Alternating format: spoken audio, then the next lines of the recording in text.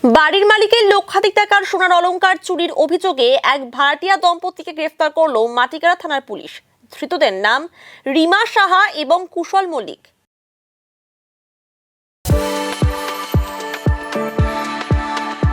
We are the dreamers, the achievers, and the leaders.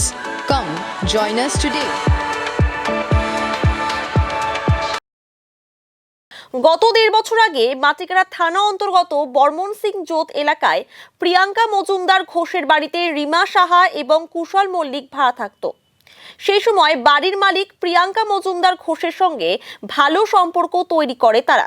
এর সুযোগ নিয়ে রিমা চুরির ঘটনা ঘটায়। গত 18 ডিসেম্বর মাটিগাড়া থানায় লিখিত অভিযোগ দায়ের করেন প্রিয়াঙ্কা মজুমদার ঘোষ। অভিযোগ, কয়েক মাস আগে প্রিয়াঙ্কা মজুমদার ঘোষ অন্তঃসত্ত্বা ছিলেন। সেই সময় তিনি মায়ের বাড়িতে যান।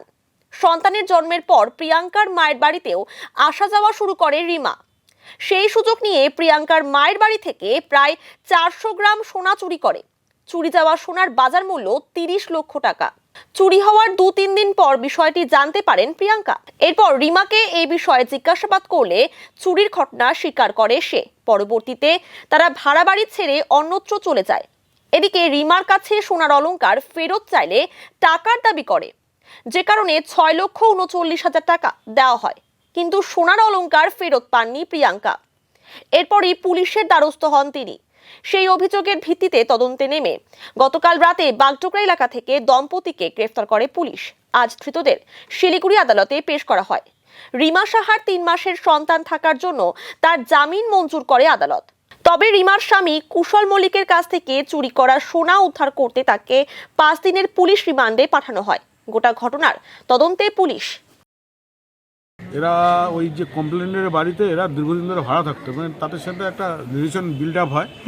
এই বিল্ড আপ হওয়ার পরে তারা পরবর্তীতে ভাড়া কিছু বাকিও ছিল, এবং এরা কি করছে, এরা শিবমন্দির বর্মন সিং জোতে এরা কোনো জায়গায় ভাড়া থাকতো, এবং এদের কাছ থেকে মানে এদের অজান্তে এদের বাড়ি থেকে সোনা নিয়ে যায়, এবং সোনা নিয়ে গিয়ে এরা রানাঘাট ওদের নামে একটা লকার ওপেন করে এবং ওখানে রেখে দেয়, এবং এদের এফআইআর ভিত্তিতে এদের দুজনকে আজকে অ্যারেস্ট করে নিয়ে আসা হয় এবং 7 দিনের রিমান্ড চাওয়া হয় for the recovery of that gold. কিন্তু এই আমাদের সাহেব মহিলাটার 3 মাসের একটা বাচ্চা আছে, এবং কনসার্নিং অ্যাসপেক্ট তার বেল দিয়ে দেয়, এবং যে পুরুষ আছে কুশল চক্রবর্তী তার 5 দিনের রিমান্ড অ্যালাউ করে। কমপ্লেনটা গত সপ্তাহে হয়েছিল, অ্যারেস্ট কালকে হয়েছে।